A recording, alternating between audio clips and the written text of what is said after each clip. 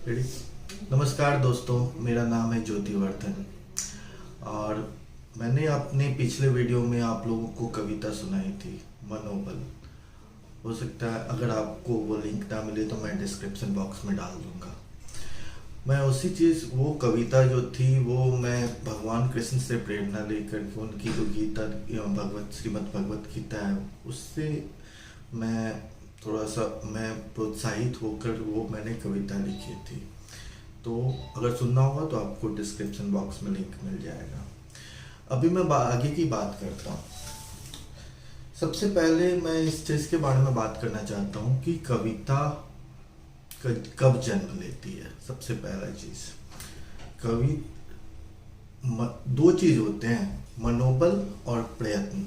अभी मेरी दूसरी जो कविता मैं सुनाने जा रहा हूँ उसका शीर्षक भी प्रयत्न है, पर उससे पहले मैं कविता की बातें करता हूँ। कविता कब उत्सर्जित होती है? जब तक आपको कष्ट ना हो, आप दुखी ना हो, किसी चीज से आप में भाव ना उपजे, तभी कविता का जन्म होता है। ये आह का मंथन है। कविता ऐसे ही जन्म नहीं लेती है। कुछ भाव उपजते हैं, वो भाव कलम पे आते हैं और वो कलम लिखावट बनती है। तो भारत के बहुत प्रमुख कवि स्वर्गीय श्री सुमित्रानंदन पंत जी ने बहुत खूब कहा है कि वियोगी होगा पहला कवि, वियोगी होगा पहला कवि, आह से उपजा होगा गान, आंखों से चुपचाप बहकर बही होगी कविता अनजान। एक छोटा सा उदाहरण देता हूँ। जो संस्कृत में जब संस्कृत में रामायण को संस्कृत में का प्रथम महाकाव्य कहा जाता है और जब रामायण की बात होती है तो महर्षि वाल्मीकि की बात होती है। समझ करना। तो मैं कह रहा था कि जब रामायण की बात होती है तो महर्षि वाल्मीकि की बात होती है। जब एक भाव कविता का जो उपज है वो वहां से भी आया है। जब महर्षि वाल्मीकि तमसा तट पर जब वो जल पीने जा रहे थे, बैठ के जल पी रहे थे, तब वहां पर क्रौंच और क्रौंची जो तो पक्षी थे वो आपस में विहार कर रहे थे। और तभी जो क्या हुआ कि व्याध शिकारी ने क्रौंच पर तीर चला दिया और उससे क्रौंच की मृत्यु हो गई। क्रौंची की मृत्यु बदन से जब क्रौंची छटपटा गई तो तब महर्षि वाल्मीकि को जो बहुत गुस्सा आया था और वहाँ जो भाव उपजे थे वो उसने भी कविता का रूप धारण किया था। तो यही चीज मैं कहना चाह रहा हूँ कि कविता जब बनती है तो उसके पीछे बहुत भाव होते हैं। आदमी या तो किसी चीज को भाव विभोर होके समझ करके कविता में प्रस्तुत करता है। तो इसी पर मैं एक कविता प्रस्तुत आप लोगों के सामने कर रहा हूँ। कविता का शीर्षक है प्रयत्न, कोशिश।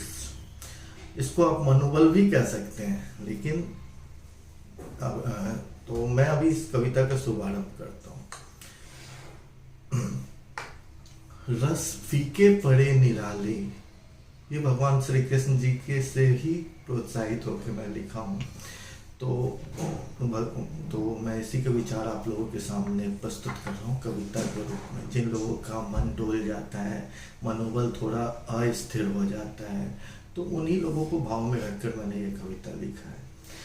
रस फीके पड़े निराले, मुरली कान बजे, बंधे सांस की ज्वाला, उत्तम उद्गार जले, जले शीस ख्याति की, जले शीस ख्याति की, सिसक सिसक कर, रोती अश्रु की छाला, विश्राम को दे पटके, छिनबिन हुआ चरित्र तपन से, छिनबिन हुआ चरित्र तपन से, ख्याति हुई परास्त, कुछ पाने की चाहत में पुलकित हुए यथार्थ। तो इस कविता में यही चीज मैंने कहा है कि जब आदमी का मनोबल गिर जाता है तो उसके पास ध्वनियाँ होती है, तरंगे होती है, जिसके अगर उस पर भरोसा रखे तो आदमी उमंग के साथ भी जी सकता है।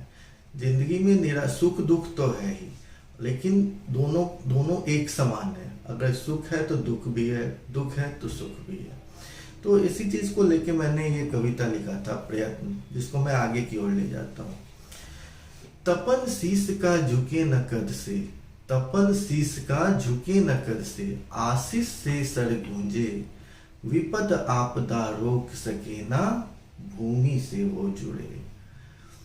तालमयी ध्वनियों को, तालमयी ध्वनियों को जब जज्बात सींच निचोड़े, तड़ु मृदुल की छाया करुणा में वीणा बजते। हमें प्रयत्न करते रहना चाहिए, और तब तक करते रहना चाहिए जब तक आप उस चीज को पा ना ले या उसके समीप ना चले जाए। कोशिश करने वालों की कभी हार नहीं होती, और यही चीज मनोबल को भी दर्शाता है। अगर आप में मन, आपकी अंदर इच्छा शक्ति है कि मैं कुछ अच्छा करूं, और अगर आप उस पर उतरते हैं कार्य करने के लिए, तो ये आपको सही दिशा में भी ले जा सकता है। इस पर आपकी सोच भी प्रभावित होती है कि आपकी मतलब आप सही दिशा में जा रहे हैं कि नहीं। तो कोशिश हमेशा करना चाहिए, प्रयत्न की ही धारा होती है, तभी तो लक्ष्य मिलता है। तो इसी के साथ मैं अपनी संवाद खत्म करता हूँ। आपको अगर अच्छा लगे तो बताइएगा। नमस्कार, धन्यवाद।